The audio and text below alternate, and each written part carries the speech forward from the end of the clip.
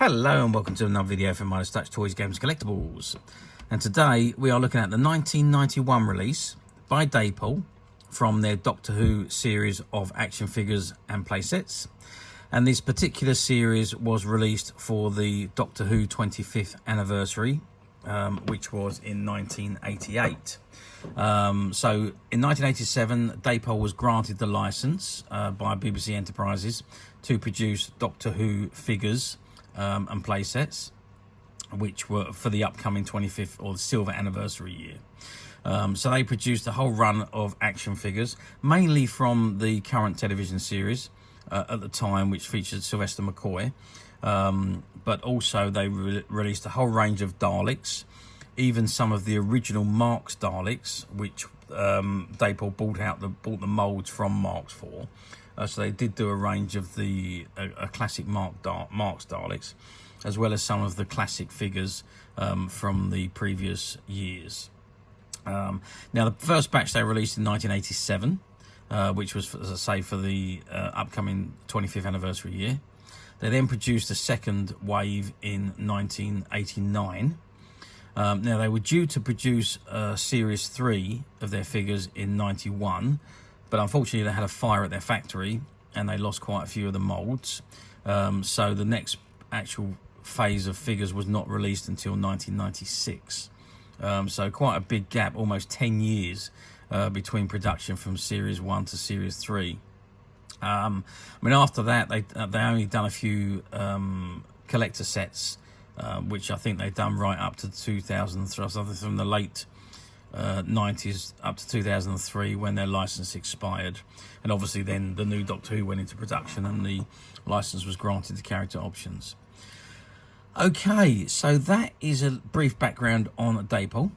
Now, this particular item we are looking at today is of the black and silver Dalek, and this is the card that it comes on, and it says Doctor Who, and you've got the classic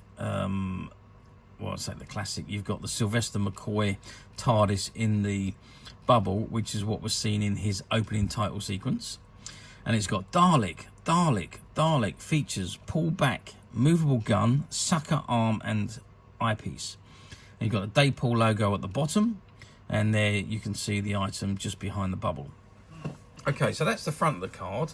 I'm just going to spin the card round and let's have a look at what we've got on the back. Okay, so the back of this card has faded a little bit, and that's due to storage. The way it was stored on a excuse me, on a shelving in the back of a storeroom for many years, amongst, well, actually there was quite a lot of these Dapol figures, and they were from a closed down shop, and they had been in the back storeroom for at least 20 years when they closed down, and we went in and bought out all the remainder stock in this on their shelves in the shop, and also in the stock room. And these Dapol figures, there was quite a lot of these Dapol figures that we managed to get, or that were actually in that stock room, and they were part of the stock that we bought. Okay, so this is the back of the card, and again you've got the TARDIS in the bubble, which featured in the Sylvester McCoy opening title sequence, and you've got the Doctor Who logo from the 80s, and it says from Dapol. And you've got the Doctor, a Time Lord from Gallifrey. Mel, the last companion of the 6th Doctor and the final the first companion of the 7th. The Tetrap, the first monster to encounter the 7th Doctor. The TARDIS, time and relative dimensions in space, the Doctor's time machine. K9, the Doctor's personal robot dog computer, and the TARDIS control console. And at the very bottom, it's got BBC 1987. Licensed by BBC Enterprises Limited, Tetrap, BBC, copyright Pip and Jane Baker, and you've got a Dapol address at the very bottom. Okay, so that is the back of the card. Let's turn it round and have a good look at the Dalek itself. Okay, so I've zoomed right in on the Dalek itself, and there you can see it is the classic design from the 70s and 80s and 60s even. But this is a black Dalek, so it's probably from an episode of like Planet of the Daleks or something like that. But the black Dalek was usually the Supreme Dalek, and he is obviously black body with the silver slats and the bulbs at the bottom, and the eye stalk and plunger and the weapon. Now this particular one, as you can see, is still sealed in the container, so I can't actually take it out and show you the item. However, I do have one from my collection which is exactly the same, although it is a bit played with and used and worn, but it's exactly the same as the one in the card. So as I say, I can't take that one out, but I can show you everything with my personal one. So size wise, we are looking at what is that? That is 9.5 centimeters tall, approximately, just under 10. The widest point of the base we're looking at is 5 centimeters, and across we are looking at 4.5 centimeters. And if we measure from the Dalek gun to the back of the Dalek, we're looking at 8 centimeters. So that gives you an idea of the size. Now, functionality on these Daleks, these were pretty good in comparison to the other figures that Dapol had done.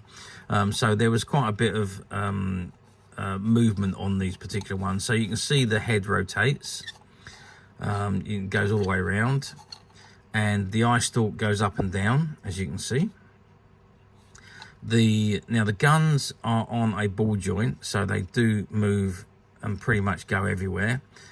So up, down, left, right. It is limited to where they go because the holes are quite small, but they are on ball joints behind the hole, so it enables you to rotate them to wherever you want. And the same with the sucker arm.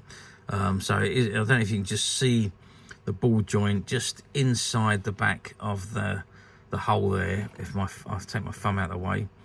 But that's why they're able to spin like this, because they're all on the ball joint. And as I say, same thing, up, down, left, right, or around, whichever way you like to do it. Now they are on a base, and they do have a steering mechanism, which is that front wheel. So whichever way you steer it is the direction in which the Dalek will go.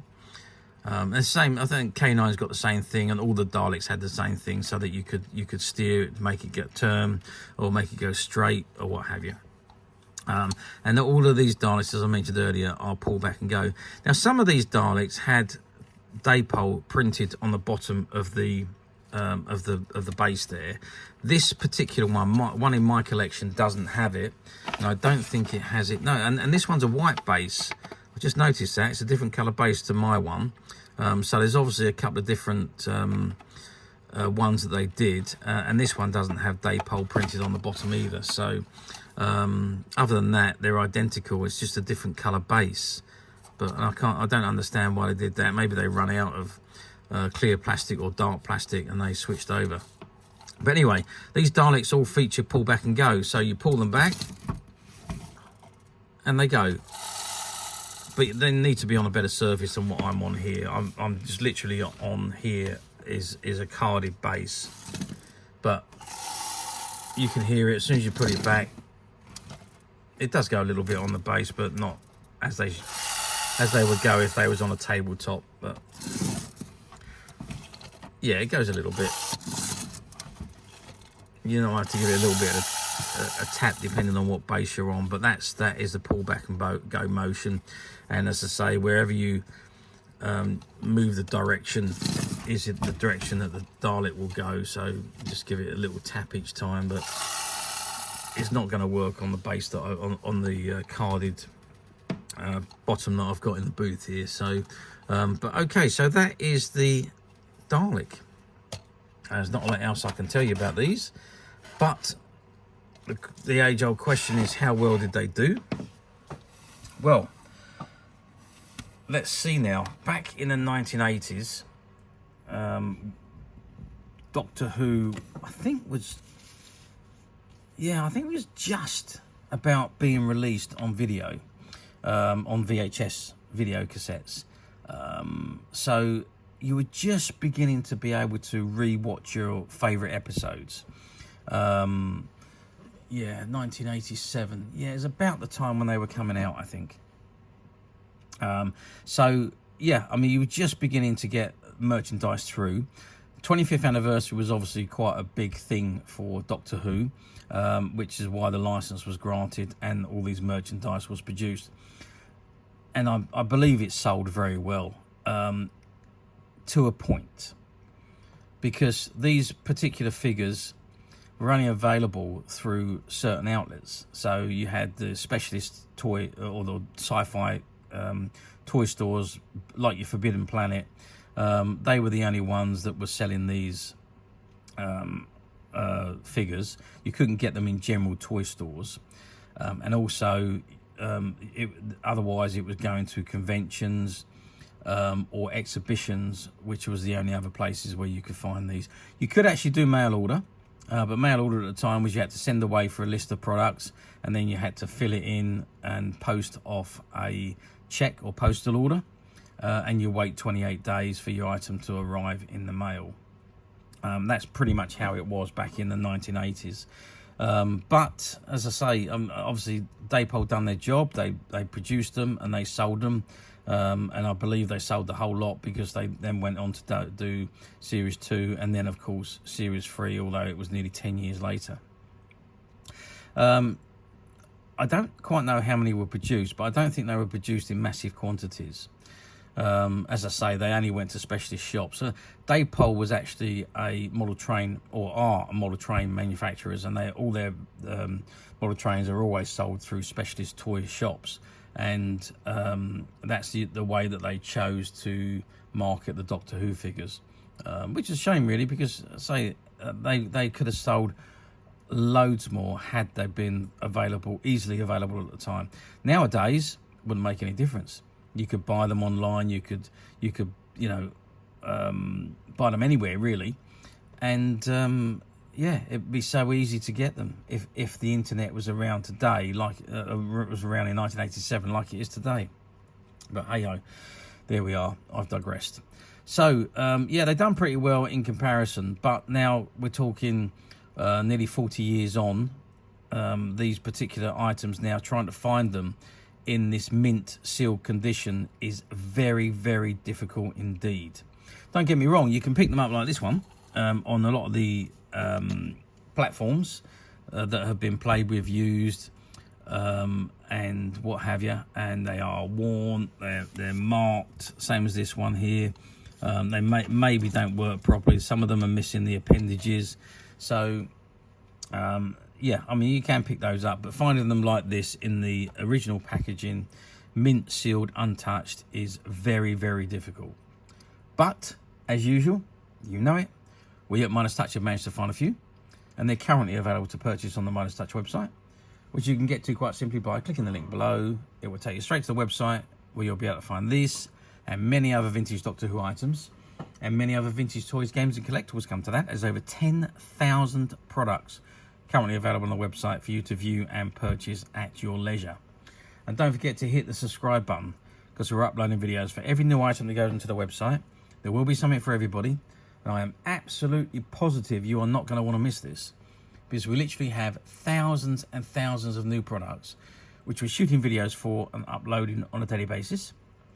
So if there's something in particular you are looking for, something old that you've never been able to find, something quirky you might want to buy for a friend, or maybe just something from your childhood that you'd like to own again to help you recuperate those long lost childhood memories, well, stay tuned, keep watching, because you never know, the next item we upload could be that item you've been looking for. Okay, that is it for me on this particular item. I do hope you've enjoyed this very short video. Thanks for watching, and we'll see you again soon.